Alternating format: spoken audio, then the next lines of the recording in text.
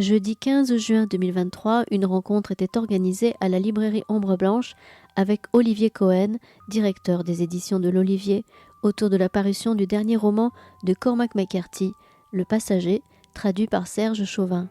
Le romancier américain, décédé le 13 juin dernier, laisse une œuvre romanesque monumentale publiée en France par Actes Sud, telle que De si jolis chevaux en 1993, adaptée au cinéma par Billy Bob Thornton, Méridien de sang en 1998 et aux éditions de l'Olivier, comme notamment Le Grand Passage, Des villes dans la plaine et bien sûr La Route, couronné du prix Pulitzer en 2007.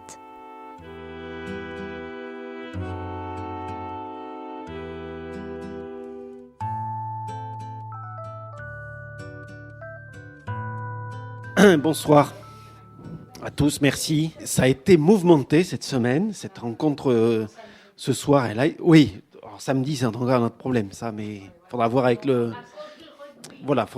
Stade Toulousain. En tout cas, ce soir c'est maintenu, partiellement, puisque donc on a appris mardi soir que pour des raisons personnelles, Serge Chauvin ne pouvait pas venir ce soir. On a quand même tenu à maintenir la rencontre, parce que Olivier et Nathalie, ça leur semblait important et quand même d'assurer la rencontre. Et puis, dans la soirée, Olivier apprend la triste nouvelle de la mort de Cormac McCarthy. Et voilà, donc ça reconfigure à nouveau complètement et le sens de la rencontre de ce soir. Mais en tout cas, voilà, moi je suis, comme d'habitude, ravi de vous voir tous les deux. Donc Olivier Cohen, le fondateur des éditions de l'Olivier, Nathalie Sbéraud, la directrice depuis l'année dernière, qui a aussi qui a ce fait de gloire d'avoir son nom à la fin des remerciements de La Route. C'est pas du tout drôle de dire ça. Mais donc voilà, ce sera aussi une forme d'hommage à Cormac McCarthy, à son œuvre qui est au catalogue depuis la fin des années 90 à l'Olivier et qu'on suit depuis au moins ce temps-là à la librairie. Personnellement, c'est un écrivain que j'ai toujours trouvé très important. Je me souviens de 2008 et du choc de la parution de La Route et de ce plaisir. Je crois que La Route, c'est 700 000 exemplaires vendus en tout. C'est ça ? 710 000. 710 000. Bon, ça n'est qu'un début, en définitive. Est-ce que tu permets d'introduire une toute petite règle dans cette conversation ? Parce que c'est difficile de prononcer le nom de cet écrivain. En général, on bute Cormac McCarthy. Alors, on a adopté un usage plus qu'une règle qui n'est pas de la familiarité, mais pour simplifier, on dit Cormac. Et en plus, il ne s'appelait pas Cormac. Donc, voilà. Il s'appelait Charles, oui. D'accord ? Oui, va pour Cormac. Hommage à Cormac. Hommage à Cormac. Alors vite fait, je vais rappeler qu'il est né en 32... 33, vous voyez, donc... alors, je ne vais pas rappeler sa vie. Non, bien en même temps, on ne va pas faire la nécrologie. Non, mais c'était... Voilà, donc... Je l'avais rajouté au crayon, mais tu vois, c'était à la dernière 33, minute. Non. 33-2023. Nicolas est sous surveillance. Non, j'avais noté scrupuleusement les 13 romans qu'il a fait paraître, parce qu'en définitive, c'est une carrière... Son premier roman, c'est 1965. Donc son dernier, c'était l'année dernière aux États-Unis. Donc c'est une carrière quand même extrêmement longue. J'ai envie de dire 13 romans presque seulement, mais en même temps, quand on fait une rétrospective de toute cette œuvre, moi, ce qui m'a marqué, là maintenant que l'œuvre est close, c'est et la diversité et cette façon qu'il a de prendre à rebours systématiquement et de prendre les chemins de traverse en permanence. Parce que quand on regarde les premiers romans dans cette lignée faulknerienne des romans du sud des États-Unis, alors finalement assez codifiés, mais lui, apporte cette patte-là. Le premier grand choc, c'est quand même Méridien de sang, où il s'empare de ce thème du western pour pousser les logiques au maximum. La trilogie des confins, ça n'est plus du western, c'est une grande œuvre lyrique. Une épopée. Et épique. Plus près de nous, La Route, ça n'est pas un livre de post-apocalyptique non plus. Je veux dire, là aussi, il se sert de ça pour dire autre chose. No Country for Old Men n'est pas un roman policier non plus. Et on arrive là avec les derniers, Le Passager et Stella Maris, où encore une fois, il nous surprend complètement avec 2 livres, ou avec un retour au sud finalement, retour à la Louisiane dans Le Passager. Et puis je crois que moi j'ai bien envie de beaucoup parler de Stella Maris aussi ce soir, parce que en définitive c'est peut-être le plus gros ovni qu'il ait jamais écrit, quoi. Et si tu permets, je suis heureux d'entendre ce que tu viens de dire, parce qu'on parlait tout à l'heure avec Nathalie de cette espèce d'habitude qu'on a de classer les écrivains, de les catégoriser. Donc on voit roman gothique rural ou des trucs comme ça. Donc, évidemment, tout ça est absurde, mesuré à la stature d'un écrivain comme McCarthy. Je disais à Nathalie tout à l'heure, c'est comme si on disait que, je ne sais pas, Herman Melville a écrit un livre sur la pêche. Vous voyez, c'est ridicule. Donc, il dépasse de très très loin toutes les genres ou les sous-genres ou les catégories dans lesquelles on pourrait le classer. Et ça n'a jamais été aussi vrai qu'aujourd'hui. Hein, absolument. C'est-à-dire que maintenant qu'on a l'œuvre dans son ensemble, en fait, on voit d'autant plus à quel point les catégories ne correspondent à rien avec lui, ni en termes d'esthétique, de style, de narration. À chaque fois qu'il utilise une catégorie, c'est comme une sorte de fausse piste. Il y en a beaucoup dans Le Passager, d'ailleurs, des fausses pistes. Oui. Et il y en a beaucoup, en général, dans ses romans qui feignent d'être des romans noirs, ou voilà, No Country for Old Men, on a l'impression que c'est ça, et en fait, non. La Route, on a l'impression que c'est un livre d'action post-apocalyptique. En réalité, c'est quasiment tout le temps la même scène. Le père et le fils marchent, ils sont menacés, la menace s'est éteinte, et à un moment, la menace n'est plus éteinte. Et donc, c'est vrai que ce qui est assez formidable avec lui, et d'ailleurs, je pense que ça explique, on parlait de ça avec Olivier, ça explique une espèce d'errance éditoriale et littéraire, en tout cas pour la perception du public, de Cormac McCarthy. Parce qu'au début, il est publié dans des collections de genre. C'est-à-dire que tout, l'emballage, si vous voulez, les couvertures, etc. Donc ça veut dire qu'il y a toute une partie des lecteurs qui auraient été susceptibles de lire Cormac McCarthy et qui ne l'ont pas découvert tout de suite, parce que justement, on se dit, il y a des gens qui n'aiment pas le genre, qui se disent, moi c'est pas pour moi, et ça, on peut, moi j'aime tout, mais je peux le comprendre. Et c'est très intéressant l'histoire éditoriale parce qu'elle dit beaucoup sur une sorte de, je sais pas comment dire, de malentendu autour de lui. Il y a souvent ce malentendu. Et par exemple, moi, ça m'est déjà arrivé qu'on me dise, et en particulier avec Le Passager et Stella Maris, c'est formidable, mais les dialogues ne sont pas réalistes. Comme si Cormac McCarthy a été un jour un auteur réaliste. Il ne l'a jamais été. Il a toujours été un auteur puissamment habité par le lyrisme, la métaphysique, mais aussi la violence, mais aussi... Et d'ailleurs, voilà, je ne suis pas traductrice de Cormac McCarthy, mais j'ai travaillé avec les traducteurs, notamment avec François Hirsch, qui est un peu le traducteur qui a traduit quasiment tous ses livres, à part les 2 derniers, puisqu'il est mort un mois avant que nous recevions les manuscrits. Et il y avait... pour bien traduire McCarthy, vous devez être à la fois un poète et un technicien, quoi. Il y a vraiment ces 2 choses dans son travail. D'autant plus dans dans les 2 derniers, où les thématiques sur la physique quantique et tout ça, ça doit être quand même assez coton, particulièrement dans Stella Maris, pour s'y retrouver. Des fois, c'est... Non, mais j'avais noté qu'il y avait quelque chose, et ça va dans le sens de ce que tu dis, où il y a un effet labyrinthe, en fait, et Le Passager et Stella Maris. Ce sont de labyrinthes, les fausses pistes dans Le Passager, où on croit qu'il va nous amener dans cette intrigue avec les agents de la CIA, et puis en fait pas du tout. Bien, voilà, c'est des fausses pistes en permanence, et Stella Maris, c'est les labyrinthes d'une conscience. Et est-ce que je peux, oui, bien sûr, pour augmenter la présence du labyrinthe, Cormac avait un éditeur, son premier éditeur, qui s'appelait Albert Erskine, chez Random House, à qui il a été fidèle jusqu'à la mort de cet éditeur.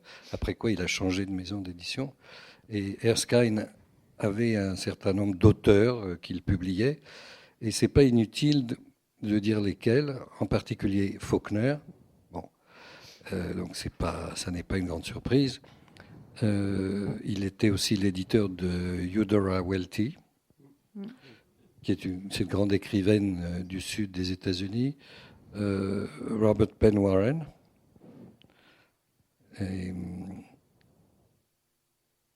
et Malcolm Lowry. au-dessous du volcan.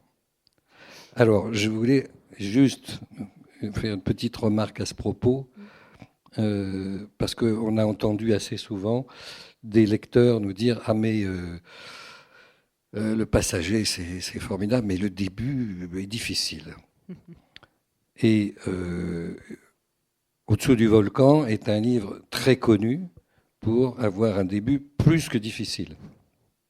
Et au point même que Jonathan Cape, qui était l'éditeur de Malcolm Lowry, lui avait dit « Écoutez, c'est un peu difficile le début, on ne comprend pas très bien.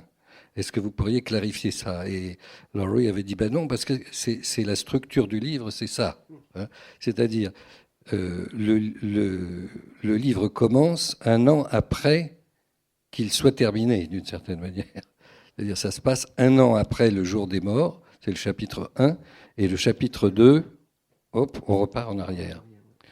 Et si vous avez lu Le Passager, je suppose que ça ne vous a pas échappé, il y a une espèce de boucle avec le temps, puisque la première page du Passager se passe 10 ans avant le début du Passager. Estelle Amaris se termine peut-être quelques jours ou quelques heures avant la mort d'Alicia. Donc, c'est labyrinthe, si on veut, mais c'est plutôt une sorte de boucle dans le temps. Mais si, à partir du moment où on a compris, après, les choses se déroulent naturellement. Mais il joue beaucoup avec ça. Et j'ai été étonné que la presse américaine n'en parle pas, comme si c'était normal. C'est pas courant du tout. Mais je suis absolument convaincu que Cormac avait lu Au-dessous du volcan. J'en suis totalement sûr. Comme en plus ça se passe au Mexique. Et deuxième point, et j'en termine avec Malcolm Lowry. Jonathan Cape lui avait écrit qu'un des lecteurs de la maison trouvait qu'il y avait un peu trop de couleurs locales. Et donc, Lowry a écrit une lettre admirable d'ailleurs, qui fait 50 pages, je crois, où il expliquait, il disait merci beaucoup pour ces remarques, mais je vous écris cette lettre pour vous convaincre qu'en fait, on ne peut rien changer dans mon livre, même pas une virgule. Et il avait dit, quant à la couleur locale, excusez-moi, ça ne se passe pas au Mexique, mais dans le cœur. Et je pense qu'on peut, malgré toutes les apparences, dire que les livres de Cormac McCarthy ne se passent pas dans le sud des États-Unis, ils ne se passent pas au Nouveau-Mexique, ils ne se passent pas à la Nouvelle-Orléans, ils se passent dans le cœur. Et alors, ça va très bien dans le sens où je veux vous amener. J'ai été très surpris dans Stella Maris. Pour une fois, c'est un personnage de femme qui est... et c'est la première fois qu'il prend vraiment à bras le corps un personnage de femme. Et on est dans un schéma où il n'y a plus que des dialogues, et il n'y a plus du tout de paysage, c'est-à-dire qu'il ne s'appuie plus sur une réalité extérieure qu'il aurait à décrire, comme il le fait magnifiquement. Voilà. Donc, on peut même s'imaginer qu'il y a quelque chose d'entièrement renouvelé dans sa matière, dans Stella Maris.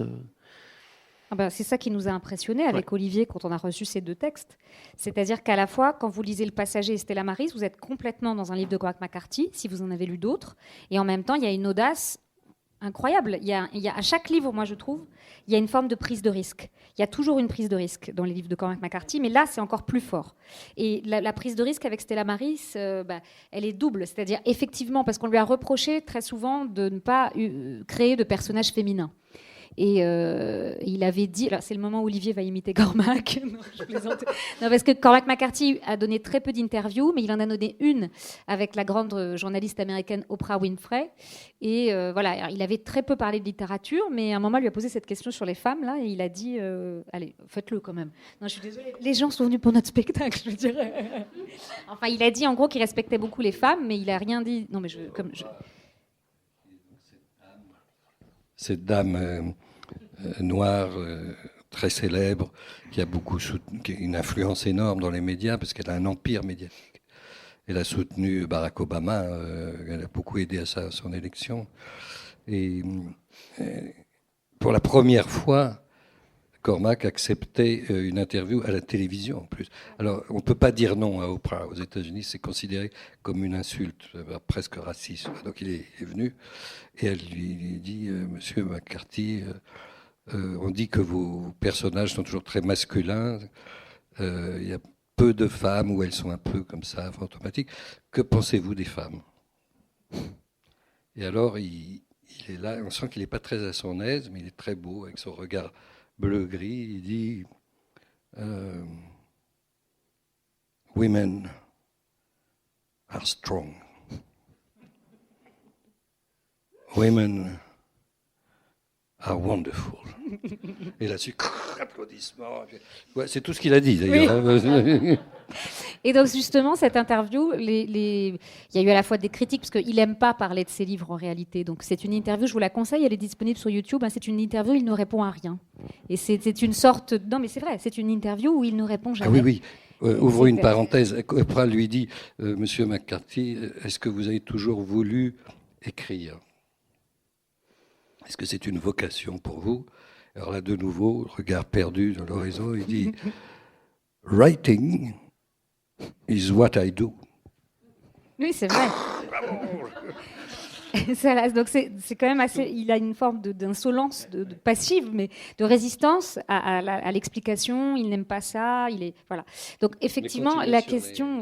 sur les femmes, ce qui est intéressant, c'est que c'est la question. Vous voyez, la question qu'on lui pose, pourquoi pas de femmes ? Alors dans La Route, il y a un personnage féminin qui a une scène qui est majeure. C'est si vous l'avez lu, La Mère. Alors, si vous ne l'avez pas lu, je vous dis rien parce que j'ai pas envie de vous raconter. Ce serait dommage. Mais c'est une scène qui normalement devrait vous marquer. Elle apparaît très peu, mais elle est impossible à oublier. Et voilà, quand on a lu avec Olivier les deux, Le Passager, Stella Maris, on a été impressionné par ce personnage d'Alicia, qui est pour moi le centre du livre. C'est vraiment, puisque Bobby n'existe, j'allais dire presque que par rapport à elle aussi au niveau narratif, par rapport à l'amour qu'il lui porte, par rapport à leur espèce de couple qui ne se fait pas, mais en tout cas c'est un frère et une sœur qui s'aiment, mais qui ne vont pas consommer cet amour incestueux. Et c'est assez formidable, parce que moi je préfère qu'il n'ait pas fait de personnage féminin si c'est pour faire Alicia western, parce que c'est un personnage extraordinaire. Vous verrez dans les livres, elle est formidable. Je veux dire, c'est un génie des sciences. Et pour moi, alors ça, c'est mon interprétation très personnelle, mais je pense que c'est une forme de double de Cormac pour moi. C'est-à-dire qu'elle a... Attention, c'est chacun. Alors c'est ça qui est bien avec Cormac, c'est que toutes les interprétations, beaucoup d'interprétations sont possibles. Mais pour moi, elle a cette espèce de génie de compréhension des choses, mais il y a toujours une limite. C'est-à-dire que son génie est tel, elle n'arrive pas à trouver une logique ni à l'existence du mal, ni au monde.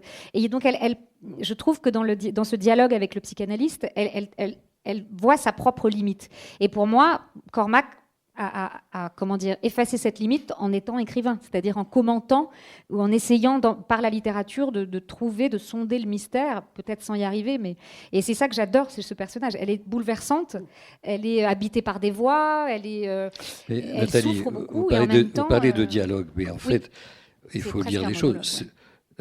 Ce livre, c'est une série de séances. Oui, tout à fait. C'est en thérapie. Entre un psy et cette très jeune femme. Je ne sais plus, il y en a 9, je crois, 9 séances. 7.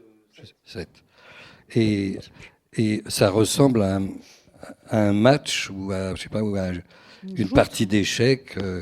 C'est-à-dire qu'elle résiste énormément à cette situation qu'elle a provoquée elle-même, puisqu'elle a demandé à être internée dans cette institution psychiatrique. Et donc, ce sont des séances qu'elle a avec son psy. Et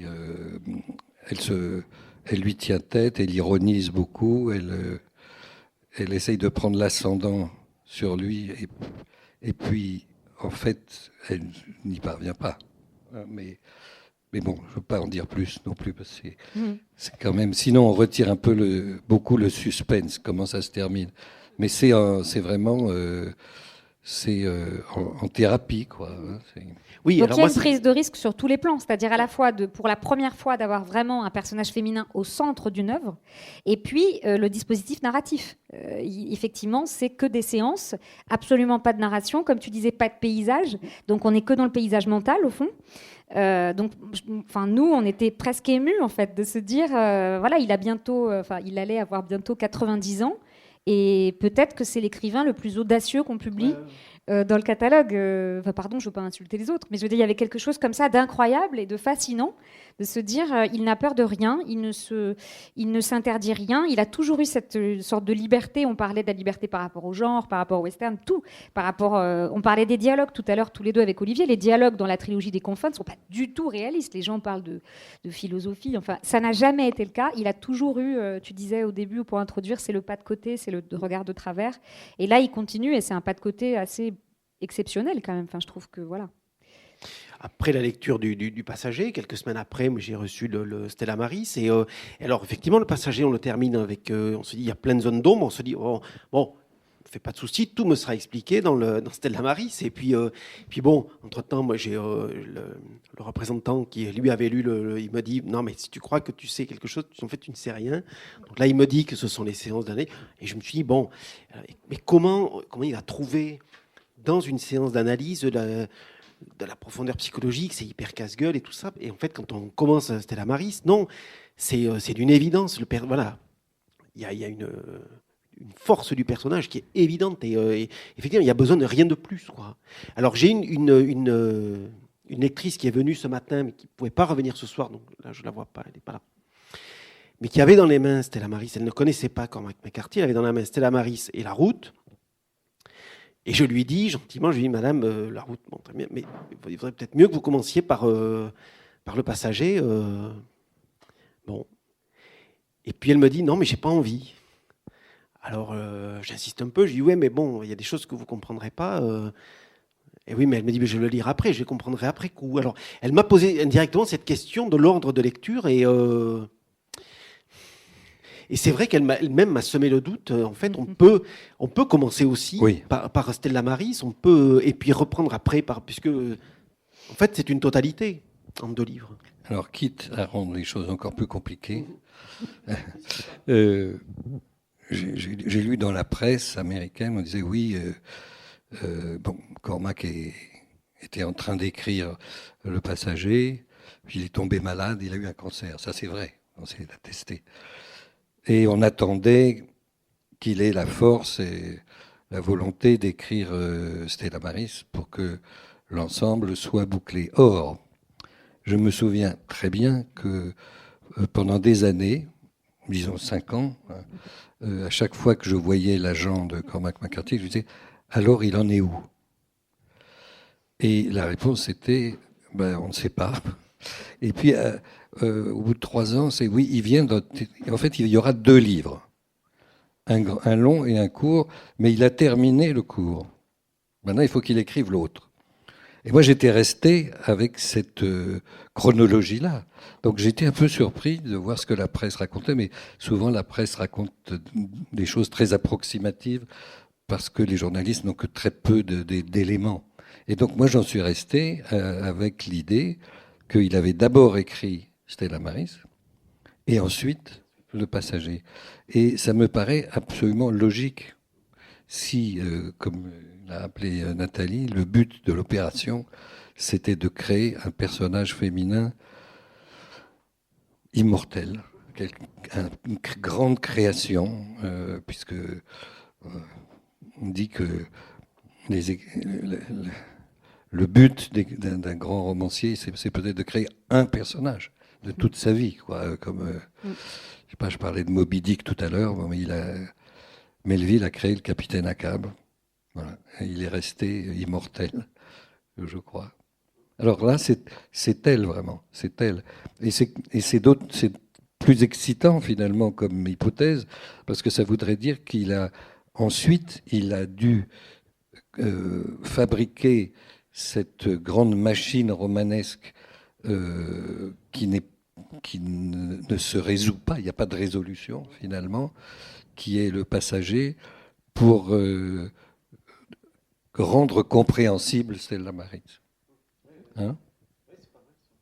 Je ne sais pas, c'est une hypothèse possible, mais qui va aussi dans le sens du temps circulaire. Tout à fait.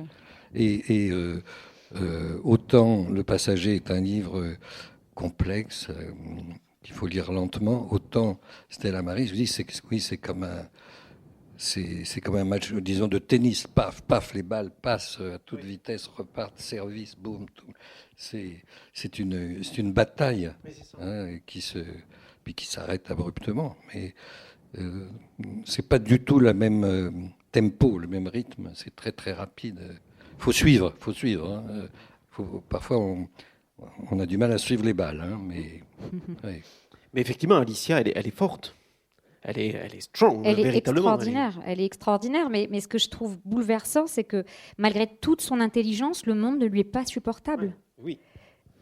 C'est pour ça que moi j'ai adoré ce personnage pour cette raison, parce que c'est tout ce qui est, à mon avis, presque une espèce de conclusion, de résumé de toute l'œuvre de Cormac McCarthy. Voilà, c'est le monde n'est pas supportable.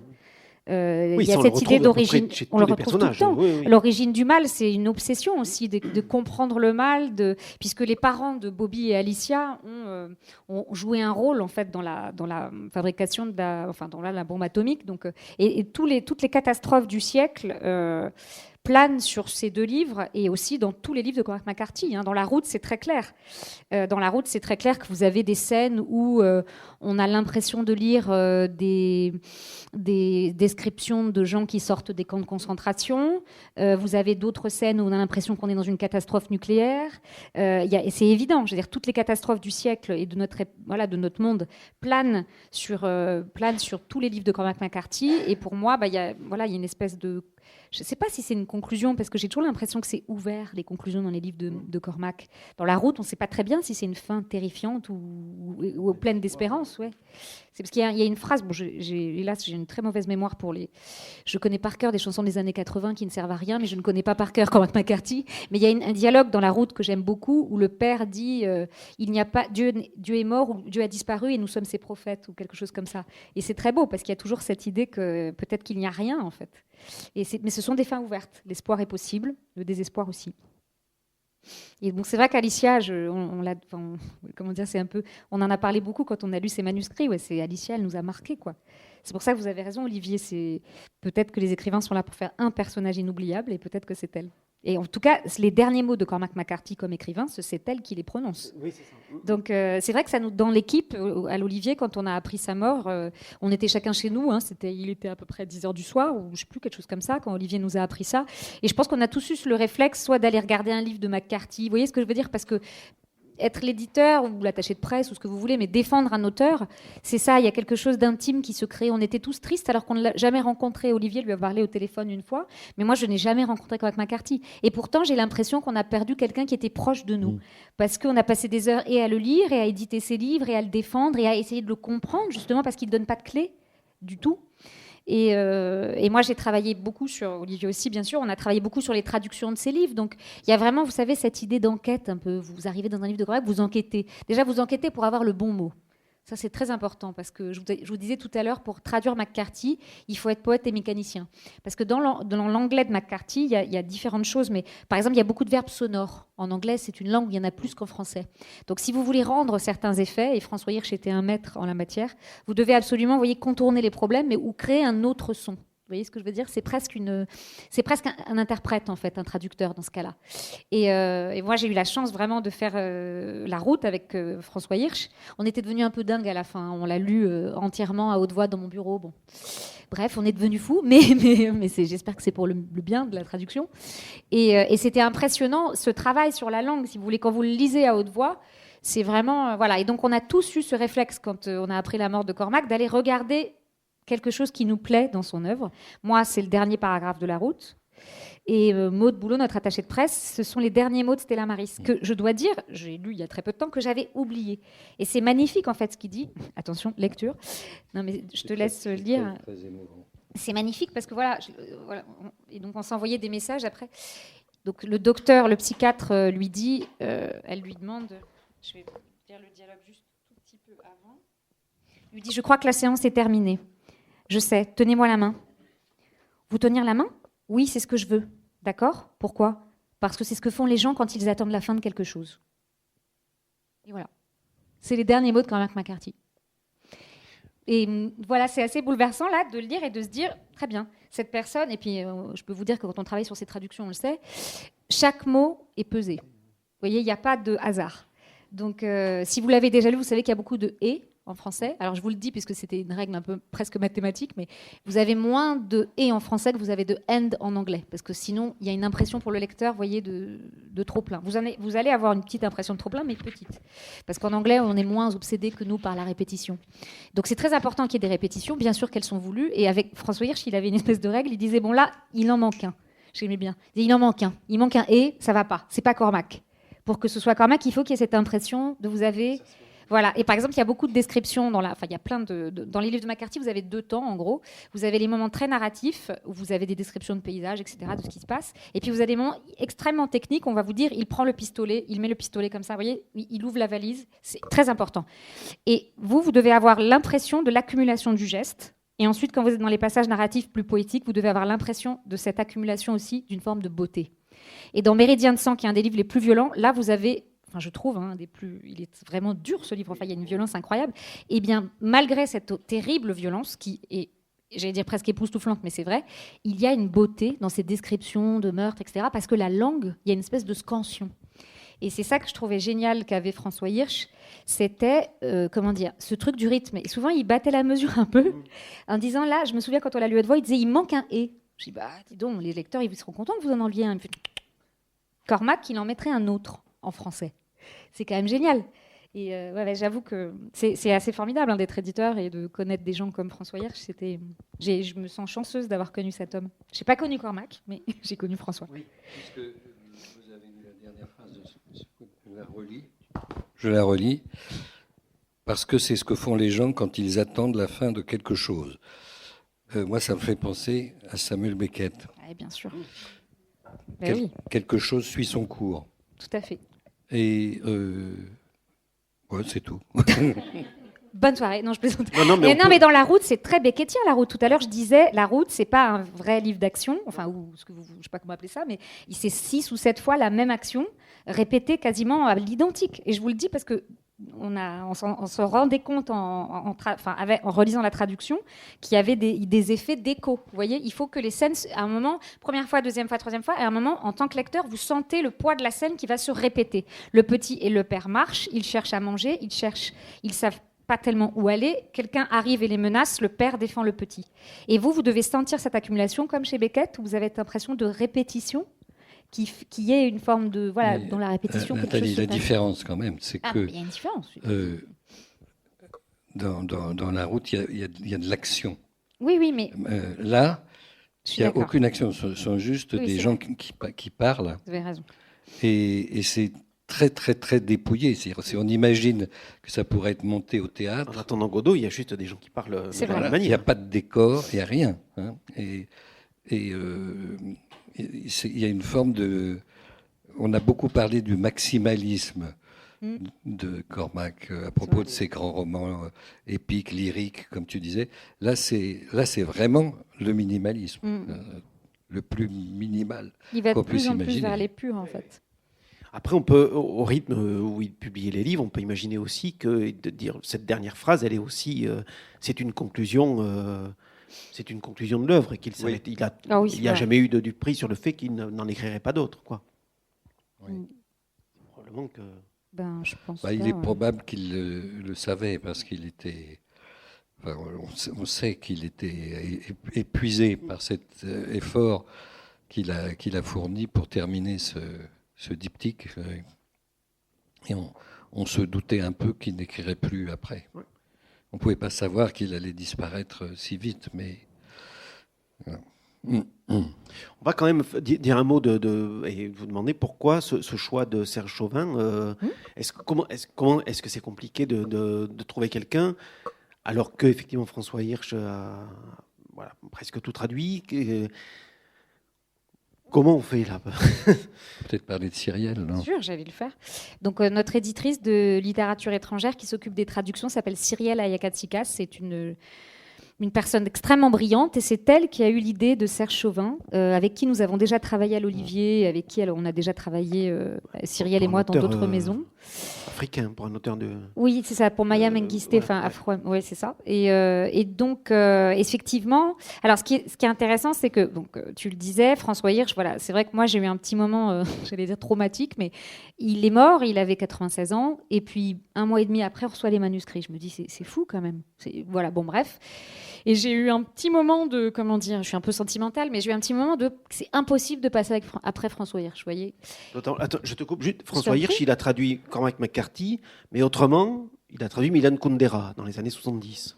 Alors, voilà. Oui. Il a aussi traduit quelques autres auteurs, Ossip Mandelstam, etc. Mais il a majoritairement traduit ces 2 auteurs-là. Et alors c'est comme ça, en fait, c'est parce qu'il a traduit Kundera qu'il est arrivé à Cormac. Parce que quand il a traduit Kundera, Kundera a fait, je ne sais pas si vous vous en souvenez, mais Kundera s'est plaint de la qualité de ses traductions. Et François Hirsch était d'origine tchèque, donc il m'a dit, enfin il l'a dit d'ailleurs dans la presse, que tous les changements qu'il avait apportés, il les avait apportés en concertation avec Kundera, et que voilà, c'était des propositions où Milan avait fait des propositions. Mais Kundera a nié tout ça et a dit, mon traducteur a fait ce qu'il a voulu, je vais retraduire certains de mes livres en français. Et François s'est senti, son pseudonyme quand il traduisait Kundera, c'était François Querelle, et il s'est senti très très atteint par ça, vraiment. Ça a été très dur pour lui. Et donc il est allé chez Gallimard en disant, qu'est-ce que je peux faire pour prouver que je suis un bon traducteur ? Donnez-moi un auteur de l'anglais, parce que plus de gens parlent l'anglais, et je pourrais prouver que j'ai raison. Et ils se sont dit, tiens, on a acheté ça, on ne sait pas trop ce que c'est. Parce qu'il faut être honnête, au début, voilà, ils ont Cormac McCarthy, mais ils ne se rendent pas compte qu'ils ont Cormac McCarthy quand même. Et ça a commencé comme ça. Et ce qui est très drôle, c'est que François, c'est ce qu'il racontait avec beaucoup d'humour et de passion, il a lu ça, il a dit, mais c'est incroyable cet auteur que vous avez là. Et en fait, c'est presque lui. C'est pour ça que je trouve ça émouvant, parce que la constante de la carrière de McCarthy, c'est François Hirsch. Il a changé d'éditeur, parce qu'avant qu'Olivier le publie, c'était Hubert Nissen. Avant Hubert Nissen, il y a eu Patrick Rénal. Alors, bien sûr, Olivier, voilà, vous êtes celui qui l'a édité le plus longtemps, mais c'est quand même intéressant de dire, la personne qui est la constante, c'est François Hirsch. Donc évidemment, comme vous l'avez compris, moi en tout cas, j'avais un trauma, impossible de passer après François Hirsch. Et Cyrielle a eu cette très bonne idée. Voilà, on a discuté de plein de traducteurs et elle a dit, écoutez, il faut des gens qui auront à la fois l'audace d'aller frotter un texte comme ça et un auteur comme ça, et en même temps qui auront une forme d'humilité. Vous voyez ce que je veux dire ? Parce que quand vous traduisez un grand auteur, vous avez des grands traducteurs, je ne vais pas les citer, mais qui se pensent plus importants que l'auteur lui-même. Vous voyez ? Et donc on s'est dit, il ne faut pas que ce soit, oh là là, une traduction de... Alors je ne vais pas les citer, mais il fallait que ce soit un livre de Cormac McCarthy. Voilà. Et Cyrielle a eu cette excellente idée de prendre ces 2 merveilleux traducteurs que sont Serge Chauvin et Paul Guivarch. Paul Guivarch, elle est un petit peu plus jeune que Cormac, mais pas tant que ça. Elle a 82 ans. Elle traduit encore, elle est assez fabuleuse. Et ils ont fait tous les 2 des essais, parce qu'ils le voulaient. C'est pas, on le voulait aussi, mais eux ont tout de suite proposé de faire un essai, alors que, vous l'imaginez, c'est 2 traducteurs très expérimentés, très doués. Mais ils ont dit, on ne peut pas arriver comme ça après Hirsch dans des textes aussi difficile, sans faire d'essais. Donc ils ont fait des essais magnifiques, que vous avez relus, Olivier, avec Cyrielle. Et là, on s'est dit, c'est magnifique. En fait, voilà, la bonne idée, c'est ça. Et c'était pas un problème d'avoir 2 traducteurs différents, parce que déjà, il fallait que les livres sortent à 2 mois d'intervalle, donc c'était un peu technique à faire pour le même traducteur. Et puis, Cyrielle était l'éditrice qui était la garante d'une forme d'unité. Voilà. Donc ils ont pas travaillé ensemble au sens strict, mais Cyrielle a travaillé avec eux 2, et ils ont fait une espèce de trio, si vous voulez, en harmonisant les choses, en faisant des choix. Et je suis sûre que François Hirsch aurait trouvé ces traductions merveilleuses, parce qu'elles sont très respectueuses de ce qu'est Cormac McCarthy, et les traducteurs ne se sont pas imposés dans le livre, parce que c'est important quand vous traduisez un tel auteur. Vous ne devez pas vous imposer. Vous devez vous imposer intellectuellement, mais pas contre, et pas, vous voyez ce que je veux dire, pas au-dessus de McCarthy. Vous devez être au service d'eux. Alors, j'ajoute qu'il fallait absolument que ce soit 2 volumes. Au départ, on s'était dit peut-être on pourrait faire un seul volume, puisque c'est la même histoire. On est les seuls d'ailleurs à avoir eu cette idée, non ? Elle nous a dit, mais vous êtes les seuls en France, dans le monde entier, vous êtes les seuls. Mais on avait constaté que aussi bien aux États-Unis, donc dans l'édition originale, qu'en Allemagne, en Italie, en Espagne, etc., ils avaient tous les éditeurs avaient suivi le modèle américain. Et comme on est peut-être un peu particulier à l'Olivier, mais on a demandé à Cormac McCarthy pourquoi puisqu'il semblait tenait tellement à ce qu'il y ait deux volumes. Et il a répondu because it's more fun. Je ne sais pas si c'est nécessaire de traduire. Alors, là, comme toujours avec Cormac, il faut décrypter. Okay. Et l'explication évidente, je crois, après tout ce que vous venez d'entendre, c'est qu'il fallait absolument que Alicia ait un livre pour elle. Ouais. Sinon, le personnage se serait dissous dans l'ensemble. Donc, je absolument. Crois que l'explication est... C'est vrai. C'est indiscutable. Mais c'est drôle. Effectivement, it's more fun. Oui. Mais c'est vrai que c'est drôle qu'au début, on s'est tout de suite dit, oh là là, 2 livres, c'est compliqué. Enfin, moi, je le dis avec honnêteté. Je me suis dit, 2 livres, ça va être compliqué, à 2 mois d'intervalle, comment on va faire ça? Parce qu'être éditeur, c'est à la fois, comme tout à l'heure, je disais pour les traducteurs, il faut être poète et mécanicien, si vous voulez, quand vous êtes éditeur. Donc, moi, je me disais, ça va être compliqué commercialement, 2 livres, 2 mois d'intervalle, comment... On n'a pas d'auteur, parce que Cormac McCarthy ne fait pas de promotion. Enfin, voilà, c'était une question qui se posait. Et puis, finalement, on a bien fait de suivre Cormac McCarthy, parce que, comme je disais tout à l'heure, les éditeurs ni les traducteurs, personne ne doit prendre le pouvoir sur l'œuvre. Il avait raison. Et évidemment, avec le recul, oui, il fallait un livre pour Alicia. Il était impossible qu'elle n'ait pas son texte à elle. Et on a choisi, donc c'est toujours Cyrielle Ayakatsikas qui a choisi ses illustrateurs. Voilà, l'idée c'était d'avoir des couvertures qui se répondent. C'est des livres en écho, c'est des histoires en écho, et c'est pour ça qu'on a fait un avec le soleil, l'autre avec la lune, nuit, jour, etc. Et enfin, nous on adore ces couves, on y tient parce qu'on n'aime pas forcément reproduire les couvertures américaines. Bon, en l'occurrence, elles sont vraiment horribles. Je suis désolée de le dire comme ça, mais elles sont vraiment très très moches. Hein, t'es d'accord? Tu confirmes? Elles sont d'une laideur repoussante même.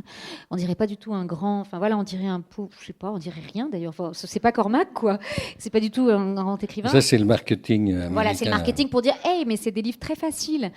Sauf que non quoi, c'est très raté. Et nous, on avait envie d'avoir notre propre esthétique. Voilà, donc les couves sont inédites, enfin comment dire, exclusives pour la France quoi. Et on voulait absolument avoir Alicia et Bobby sur la couverture. On aime ou on n'aime pas, mais ça veut dire quelque chose. Voilà, c'est ça. C'est pas juste des images.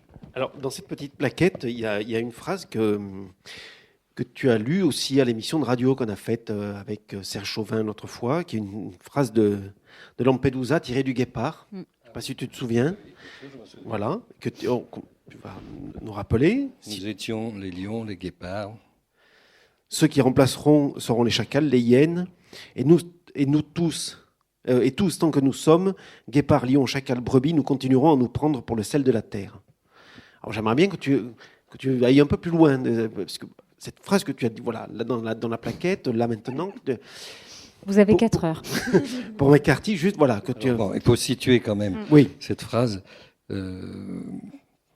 C'est donc le prince Salina qui est le personnage principal du Guépard. C'est lui le Guépard, qui est cet aristocrate extrêmement lucide et qui parle avec Monsieur Chevalet, qui est un envoyé du nouveau Parlement. C'était fait une monarchie parlementaire, et on demande avec beaucoup de respect au prince de participer au Parlement. Je crois que c'est la Chambre des Pairs, et le prince lui dit non. Alors, l'envoyé du gouvernement est très étonné. Il lui demande pourquoi. Et le prince Salina lui dit, voyez, vous croyez au progrès. Vous croyez au progrès. Et vous avez peut-être raison, mais nous autres, Siciliens, nous ne croyons pas au progrès parce que nous sommes des dieux. Nous sommes parfaits. Nous sommes parfaits. Et nous sommes parfaits, et en même temps, nous sommes des dieux, mais nous sommes en train de mourir. Et la mort est partout. Et il dit, donc, je pense que c'est pas une très bonne idée. Donc, continuez, faites progresser l'Italie, mais sans nous. Donc, il y a cette idée d'une caste, d'une aristocratie qui est sur le déclin et qui sait qu'elle va disparaître. Les guépards et les lions vont disparaître, et ensuite viendront les hyènes et les chacals. Et il le dit, je ne pense pas que ce soit méprisant, cette métaphore zoologique, c'est plutôt une sorte d'analyse politique et littéraire de l'Italie. Alors, quel rapport avec Cormac McCarthy? Alors là, il faut que je vous raconte rapidement une petite anecdote, sinon c'est incompréhensible. J'ai lu dans la presse qu'il avait donné une interview il y a longtemps dans laquelle il disait qu'il n'aimait pas Proust ni Henry James. Et en fait, c'est faux. Ou plus exactement, il s'est contredit. Et j'en atteste, il s'est contredit. Et il a parfaitement le droit, car comme disait Baudelaire, parmi les droits de l'homme, il y a le droit de se contredire et le droit de s'en aller. Et donc, Cormac s'est contredit, et il s'en est allé aussi, pour toujours. Et pourquoi s'est-il contredit? Parce que la seule fois où j'ai eu l'occasion de parler avec lui, subitement, c'est une très longue conversation, il m'a dit « Que pensez-vous de la nouvelle traduction de Proust en anglais ?» Alors j'ai été interloqué, je lui ai dit la vérité, j'ai bredouillé, je lui ai dit « Écoutez, je connais un peu la traduction de Scott Moncrief. » Il me dit « Non, mais c'est pas celle-là, je vois la nouvelle traduction. » Je dis « Mais je suis désolé, je l'ai pas lu. Je ne l'ai pas lu. » Vous lisez Proust dans le texte? Et donc, j'ai constaté que ça l'intéressait beaucoup, parce qu'on publiait le 3e tome de la trilogie des confins, qui s'appelle en anglais Cities of the Plain, et en français Des villes dans la plaine. Et il m'a demandé, en fait, il me parlait de Proust, parce qu'il me disait, mais est-ce que c'est pas un problème par rapport à Proust? Alors là, je comprenais plus rien, je dis, je comprends pas le rapport. Oui. Mais ah oui, mais parce que Cities of the Plain, c'est si vous voulez, c'est le titre en anglais de Sodome et Gomorrhe. There were in the plain 2 cities, etc. Sodome et Gomorrhe. Alors je lui ai dit, ben non, en fait, en français, c'est pas un problème. Mais j'étais quand même très intrigué par tout ça, et on a continué à parler. Et à un moment donné, je lui ai dit, mais est-ce que dans votre esprit, il y a une relation entre cette trilogie des confins, c'est-à-dire de 6 jolis chevaux, le grand passage et Des villes dans la plaine, est-ce qu'il y a un rapport avec la recherche du temps perdu? Et il me dit oui. Alors là, j'ai été sidéré. Alors ça avait l'air de l'amuser. Je lui ai dit, mais est-ce que vous voulez bien me dire alors quel est le rapport? Et là, c'est un peu comme Because It's More Fun. Il m'a dit, vous n'avez qu'à le trouver. Eh bien, c'est cette hypothèse que je formule à travers le guépard, c'est que ce dont il est question dans la trilogie des confins, c'est le déclin d'une caste qui était les hommes à cheval, les cavaliers, et c'est totalement explicite dans Des villes dans la plaine. Oui. C'est même, non seulement c'est le déclin, mais c'est la décomposition de ce groupe d'hommes à cheval qui, le dernier, termine comme un clochard becquetien, quoi, sous un échangeur d'automobiles. Et c'est la fin d'un monde. Hein. J'ai souvent dit, la route, c'est la fin du monde, et la trilogie, c'est la fin d'un monde, ce monde auquel Cormac était attaché. C'est dans ce sens qu'on peut dire sur un certain plan, qu'il était conservateur, mais il savait très bien que cette époque ne reviendrait jamais. Hein, et il n'était pas réactionnaire, mais il observait et il décrivait à sa manière la fin d'un certain monde, mais qu'il avait évidemment élevé au rang d'un mythe, d'une épopée. Voilà.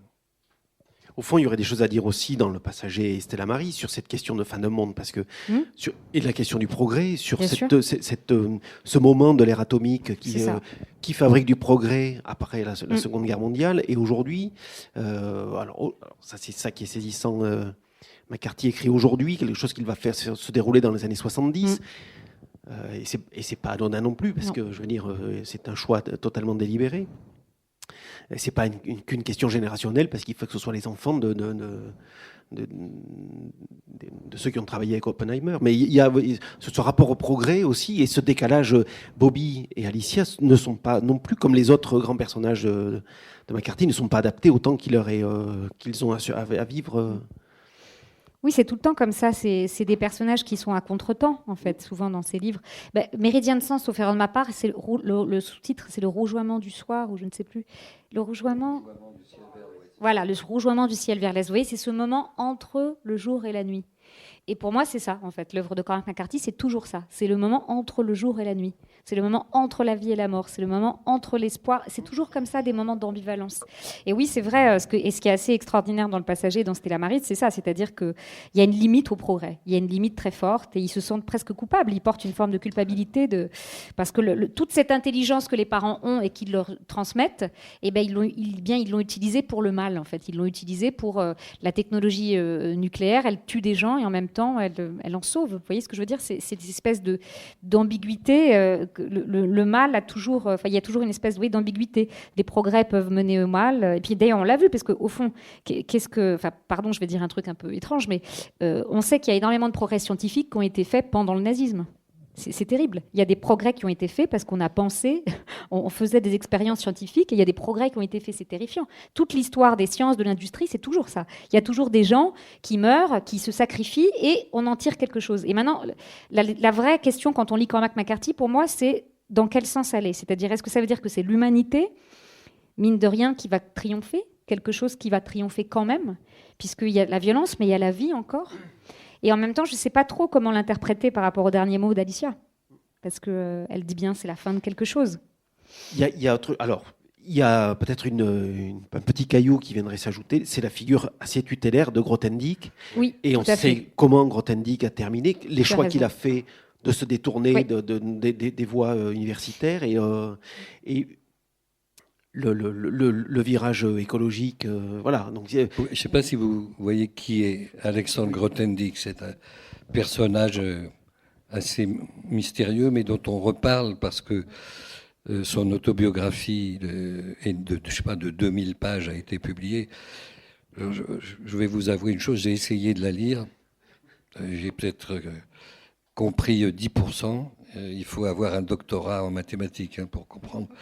Et puis, malheureusement, à la fin de sa vie, il était devenu complètement paranoïaque. Et donc, il ne cesse de se plaindre du fait que ses anciens élèves l'ont trahi, qu'ils ont utilisé ses découvertes sans le mentionner, etc.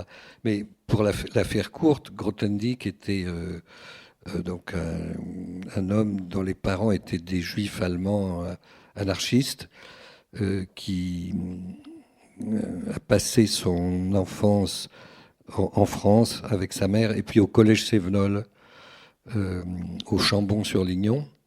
Et il était très bon en maths, et donc il a été recommandé à Poincaré, qu'il a été voir à Paris, et Poincaré lui a donné les fameuses, je crois, 14 conjectures.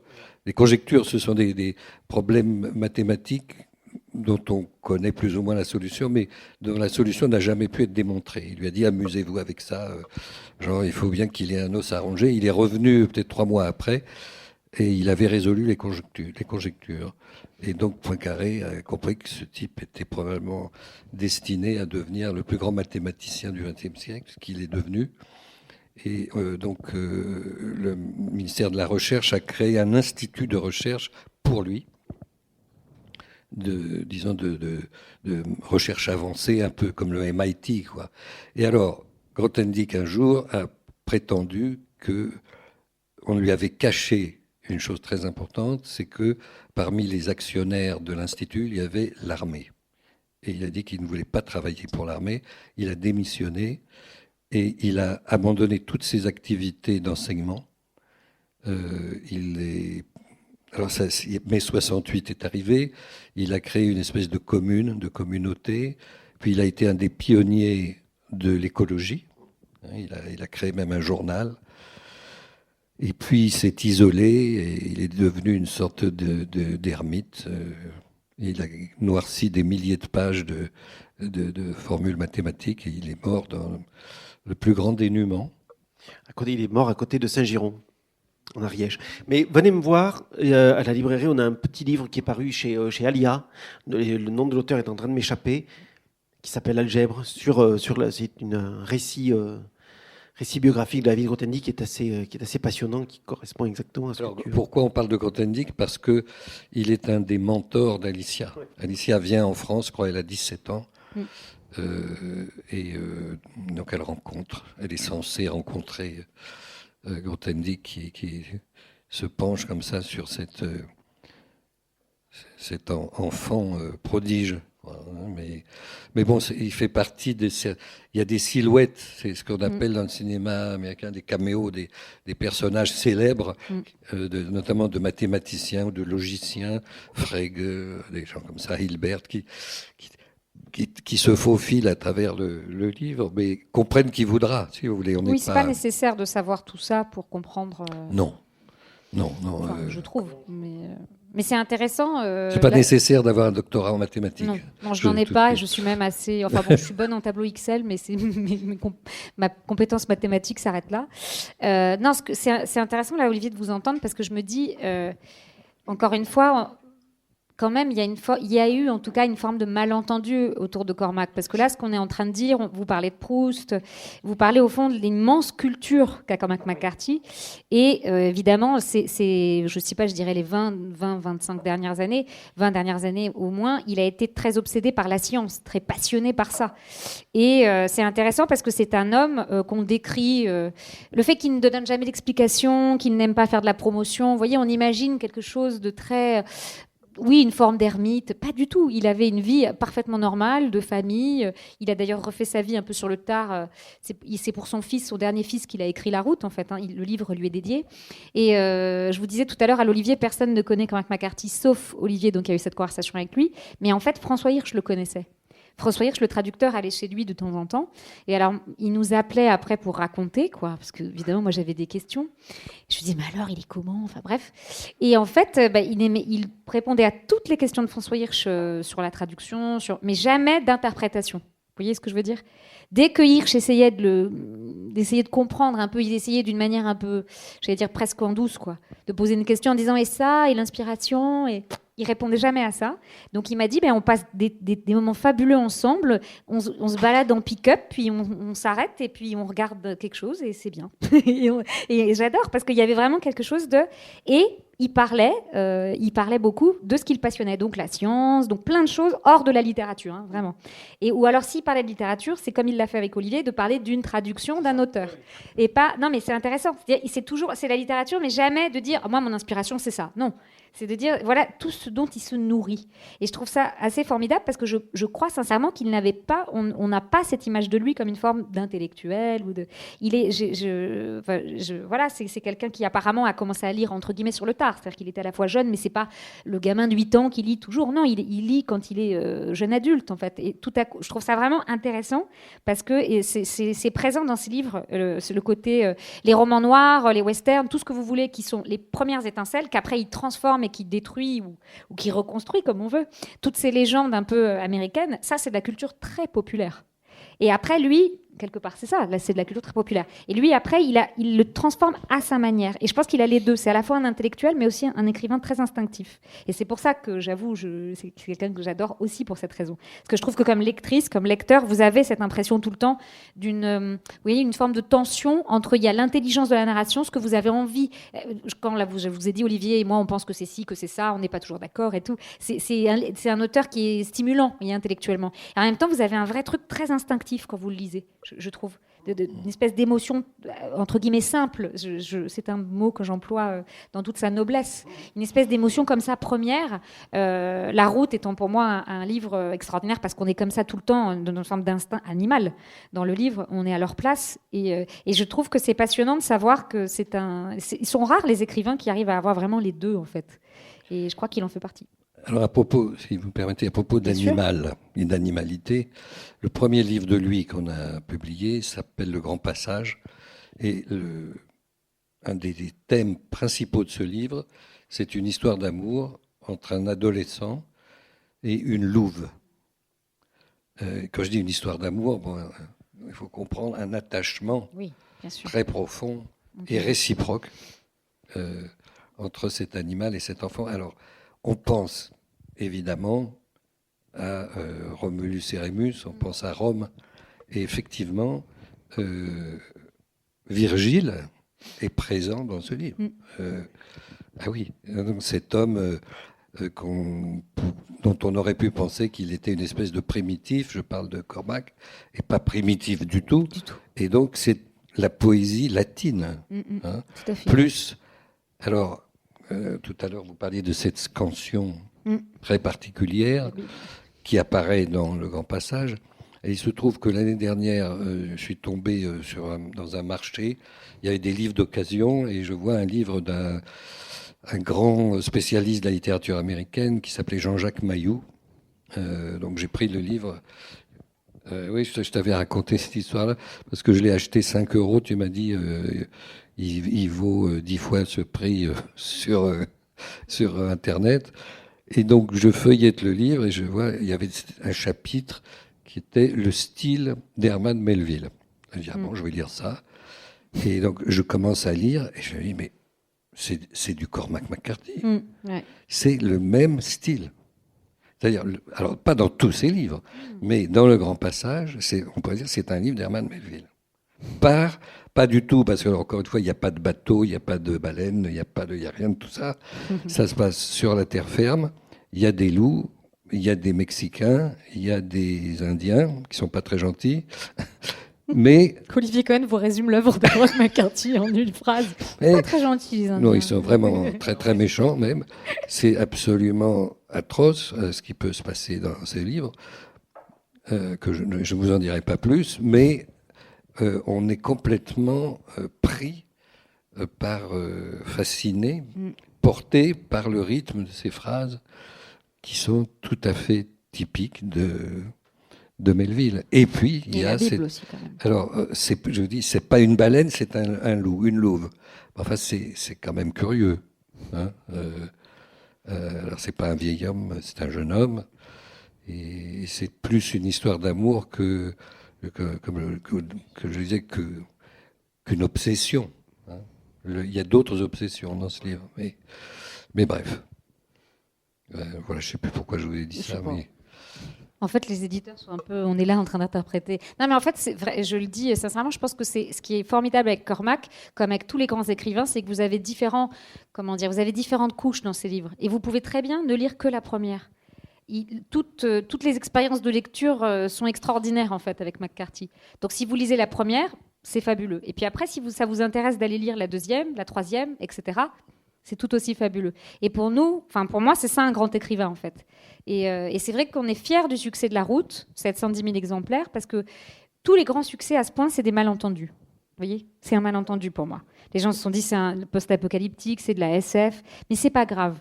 Les grandes œuvres, elles doivent à la fois créer une justesse et un malentendu. C'est souvent comme ça, les grands succès. Enfin, quand ce sont des livres aussi extraordinaires qui ont des grands succès. Mais ce n'est pas grave, toutes les lectures se valent. Vous voyez ce que je veux dire ? Et ça, je trouve que c'est vraiment fort. Moi, je le parle vraiment juste comme la lectrice de McCarthy que j'étais avant de travailler sur ces livres. Moi, je me souviens que le premier livre de lui que j'ai lu, c'est grâce à Pierre-Yves Pétillon, qui est un professeur de littérature anglaise et américaine, qui a fait un livre, je ne sais pas d'ailleurs s'il se trouve encore ce livre chez Fayard, mais Histoire de la littérature américaine, et que moi, je lisais comme... Vous voyez, je lisais ça, c'est des petites notices sur des écrivains, et puis je me disais, alors qu'est-ce que je connais et qu'est-ce que je connais pas comme écrivain ? Et puis McCarthy, j'avais jamais entendu parler, donc je suis allée à la bibliothèque et j'ai emprunté Méridien de sang, et j'ai été fascinée par ce livre, fascinée. Et donc j'ai vraiment, et après, si vous voulez, j'ai eu la deuxième lecture, la troisième lecture, mais la première lecture, j'étais simplement ébahie, parce que j'avais jamais lu ça, j'avais jamais lu un livre aussi puissant, aussi violent, que je trouvais si beau. J'avais jamais... Donc c'est pour ça que je vous le dis vraiment, il y a une forme d'instinct. Je pense que McCarthy, c'est un auteur qui fait confiance à l'instinct de son lecteur. Et dans Le Passager... Et à son inconscient. Et à son inconscient. À son instinct, à son inconscient et à son intelligence. Donc dans Le Passager, vous allez commencer ce livre, ce que je souhaite vraiment, si vous ne l'avez pas encore lu, et vous allez être décontenancé. Passez la première scène avec Alicia, ce que disait Olivier. Ensuite, vous arrivez dans un livre, vous dites, c'est-à-dire, continuez. il ne faut pas chercher d'explication, vous allez en avoir une quand même, vous allez comprendre qui est le kid. Et moi, c'est ça que j'adore avec lui, c'est ces trucs d'expérience physique, métaphysique, je ne sais pas, les deux. Voilà, donc McCarthy, Et il y a un libraire qui nous a dit, quand on était à Bordeaux, Pierre Coutel, il a dit, qu'il a lu Le Passager, il s'est dit, ça faisait longtemps que je n'avais pas lu un livre comme ça. Il dit ça faisait longtemps, peut-être quand j'étais étudiant ou quand je découvrais la littérature, cette impression de mais lui c'est vraiment ce que ça lui a fait, tu vois, de revenir à des sensations que tu as quand tu découvres et quand tout à coup tu te dis peut-être que ça va être ma vie ça, de lire des livres. Et j'ai trouvé ça très beau en fait qu'ils disent ça. Et on lui a pas demandé ce qu'il entendait par comme ça. Oui, c'est vrai. Non, on a fait les Cormac, on a fait d'un air profond, bien sûr. Mais j'ai trouvé ça assez émouvant parce qu'il y avait quelque chose justement une espèce d'expérience. Mais si j'interviens, c'est parce que une des raisons pour lesquelles il a toujours refusé d'expliquer. En fait, il s'en est expliqué une fois, et on lui disait mais comment vous écrivez, vous construisez vos livres. Et il a dit mais c'est mon inconscient qui écrit mes livres. Il dit bon, oui, c'est mon inconscient. Bon, très bien. Et comment fait votre inconscient? Il dit voilà, je me mets à ma table avec ma machine à écrire portative et puis ça écrit quoi. Et puis une fois que c'est écrit, je le donne à mon éditeur qui l'édite. Bon, évidemment, comme toujours, ça a l'air très simple, mais je suis convaincu que c'est vrai. Parce qu'il était passionné, vous l'avez dit, par les sciences, on l'a dit, par les mathématiques, mais fondamentalement, ce qui l'intéressait, je crois, dans la création, c'était d'arriver à être en contact avec ce qu'il appelle l'inconscient. Je ne peux supposer ce qu'il voulait dire, puisqu'il n'avait pas de théorie là-dessus, surtout pas. Mais en tout cas, ce qui est clair, c'est qu'il ne cherchait pas à contrôler. Et simplement, il décrivait ce qu'il avait à écrire. Et parfois, il inventait, parfois, il inventait pas tant que ça, parce que Méridien de sang, qui est un livre tout à fait étrange par bien des côtés, beaucoup de gens ont cru que c'était complètement inventé, cette histoire. Et quand on l'a republié, je me souviens d'une conversation avec le journaliste Philippe Garnier, qui connaît très bien l'œuvre de McCarthy et qui a écrit beaucoup d'articles, d'ailleurs, très bons articles sur lui, notamment aujourd'hui dans Libération. Il y a 2 pages de Philippe Garnier. Moi, je ne suis pas d'accord avec tout, mais ce n'est pas grave. Vous n'êtes pas obligé d'être d'accord avec lui. Mais en tout cas, une chose est certaine, c'est qu'il a appris que l'histoire de Méridien de sang est une histoire véridique. Et il avait même retrouvé un livre publié au Texas, qui était l'œuvre d'un soldat, enfin d'un officier, qui avait participé à cette histoire et qui avait peint, c'était un peintre naïf. Et donc il avait peint des scènes, notamment des scènes de massacre absolument épouvantables, de manière minutieuse, puisque Méridien de sang, c'est l'histoire l'équivalent de ce qu'on a appelé autrefois les colonnes infernales, vous voyez, c'est-à-dire un groupe de soldats, de déserteurs, de gens sans foi ni loi, de bandits, de criminels, c'est la horde sauvage, je crois, qui traverse comme ça le sud des États-Unis qui scalpe les gens. Enfin, c'est absolument affolant, quoi. Mais c'est une histoire vraie. C'est une histoire vraie. Et alors, la manière dont il l'écrit, ça, c'est lui qui met en scène cette histoire. Mais la base est historiquement vraie. Oui.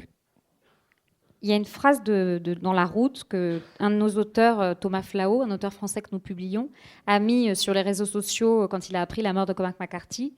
Et je trouve que c'est une phrase qui dit beaucoup on parlait à partir de quoi on écrit.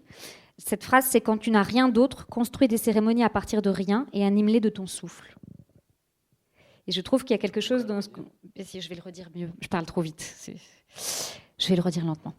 Quand tu n'as rien d'autre, construis des cérémonies à partir de rien et anime-les de ton souffle. C'est le père qui dit ça au petit. Et c'est dans la route, ouais. Et c'est vrai que c'est une phrase qui dit beaucoup sur une espèce d'origine de voilà, il y a l'inconscient, et au fond, vous avez raison sans doute que c'est quelqu'un qui lit beaucoup, qui se nourrit d'une matière, et après, il se détache de cette forme de matière première. Et donc, pour le lecteur, je trouve qu'il y a cette impression-là de voilà, être animé du souffle de Cormac McCarthy. Et c'est quelque chose qui dit beaucoup sur son écriture aussi. Il y a une forme de souffle. Voilà, c'est tout. Et j'étais assez touchée qu'un de nos auteurs... il dit d'ailleurs, Thomas, disons que ce texte, dans cette traduction, est sans doute la raison pour laquelle j'ai envoyé mon premier manuscrit chez l'éditeur qui est aujourd'hui le mien. C'est assez beau, parce qu'il y a un lien entre McCarthy et des jeunes auteurs français qu'on publie, quoi. C'est ce que j'aime assez. On va faire tourner un petit peu le micro si vous avez des questions pour Nathalie ou pour Olivier. Est-ce que quelqu'un peut pas nous poser une question, histoire qu'on se dise, allez, une question, quoi. Merci. Merci de vous sacrifier. Alors bonjour. Bonjour. Je voulais savoir, vu que M. Cohen, vous avez été au téléphone avec M. McCarthy, parce qu'on a parlé beaucoup des romanciers qu'il était influencé, je pense qu'il y avait O'Connor, Faulkner. Est-ce qu'il lisait les poètes? Est-ce que vous avez parlé de T.S. Eliot? Parce que beaucoup de T.S. Eliot, je trouve, chez McCarthy. Alors, je sais pas, quel poète il lisait? Voilà. Écoutez, je n'ai pas de souvenir qui m'ait parlé d'un poète ou d'une poétesse en particulier. Non, j'ai pas de souvenir de ça. Je crois que je m'en souviendrai s'il l'avait fait, mais ce que vous dites me paraît juste. Parce que on considère, alors là encore une fois, ce sont des catégories, mais disons historiques, que Eliot était un des inventeurs de ce qu'on appelait le modernisme, et il était contemporain aussi de Joyce et de Virginia Woolf. Et je pense que le point commun entre ces écrivains, c'est qu'ils avaient effectivement, même si Woolf et Joyce n'étaient pas des poètes comme Eliot, ils étaient hantés par la poésie de la langue, je dirais. Et c'était quelque chose de très, très, très, très important pour ces auteurs. Et Proust aussi, d'ailleurs, dans un sens. Et il y a chez McCarthy une intensité poétique qui est absolument indiscutable. Et lorsque Flannery O'Connor parle de ce qu'elle appelle... Pardon ? Le réalisme des lointains, exactement. Je pense que un des sens de cette formule, c'est la poésie, c'est-à-dire le poème. C'est-à-dire, le réalisme, ça n'est pas la description de la surface des choses, c'est la capacité à faire apparaître l'invisible derrière qui est caché ou contenu dans le visible. Alors, chez elle, ça avait un sens... religieux, qu'on connaît, mystique, mais un sens littéraire aussi. Et c'est pour ça que ça me paraît s'appliquer à Cormac, même si, à notre connaissance, il n'a jamais écrit de poème proprement dit. Mais on pourrait dire aussi... Oui. Oui, c'est vrai. Mais après, on pourrait dire... on est toujours à la limite quand même avec lui, de la poésie, souvent, dans beaucoup de ses romans. Oui, oui. En fait, vous posez des questions. Vous voyez que, en fait, on est à la fois tout à fait, on est presque démunis parce qu'en fait, mais c'est ça que je trouve fabuleux. On est tous condamnés à l'interprétation avec Cormac, c'est-à-dire qu'on est tous condamnés à chercher. François Hirsch, le traducteur, disait à chaque fois que je commence un livre de McCarthy, je suis un enquêteur. Parce qu'il fallait que lui, il reconnaisse. Parfois, dans ses livres, vous avez des phrases qui sont inspirées de Shakespeare, par exemple. Et vous devez être sacrément cultivé et avoir un très bon instinct comme il l'avait, pour vous dire « ça me dit quelque chose ». Parce que vous devez aller retrouver la source. Et donc, ce qui est fabuleux, moi, j'adorais, parce que Hirsch me disait « ça y est, j'ai trouvé ».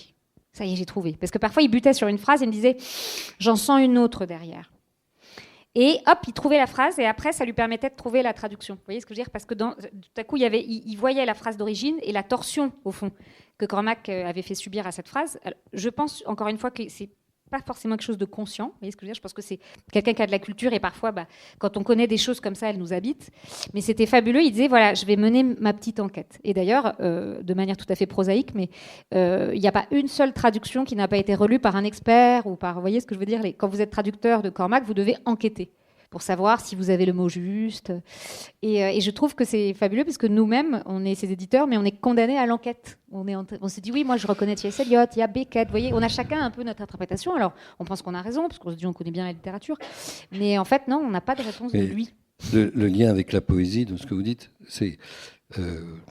donc Eliot, c'est que la poésie, c'est une question de précision. C'est ça. C'est pas vague.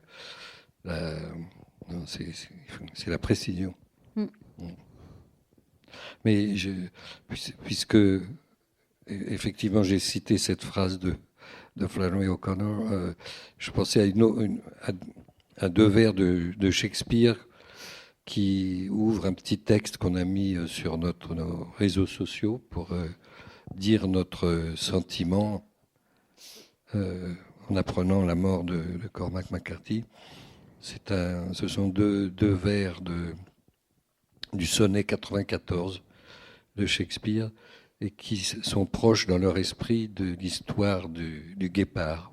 Hein, et alors après, il va falloir traduire, c'est pas évident. Mais non, moi je traduis pas Shakespeare, dis donc. Il parle de certains personnages, certaines personnes, et il dit « They are the lords and owners of their faces, others but stewards of their excellence ». Ce qui signifie littéralement, ne m'en demandez pas plus, ils sont les seigneurs et les possesseurs de leur excellence, ils sont les seigneurs et les possesseurs de leur visage, les autres ne sont que les serviteurs de leur excellence. Et bon, je pense mais oui, traduisons Shakespeare comme ça. Non, c'est mal traduit, mais François Hirsch n'est pas là. Mais... Bon, là, il aurait dit attendez. Oh là là. Non, pas si vite. Mais j'ai retrouvé, tout à fait, en relisant comme ça les sonnets, j'ai retrouvé 94. J'ai retrouvé la scansion et les images qui m'ont fait penser à lui. Oui. Olivier, Nathalie, merci beaucoup d'avoir fait le déplacement jusqu'à Toulouse. Merci à vous d'avoir été là ce soir.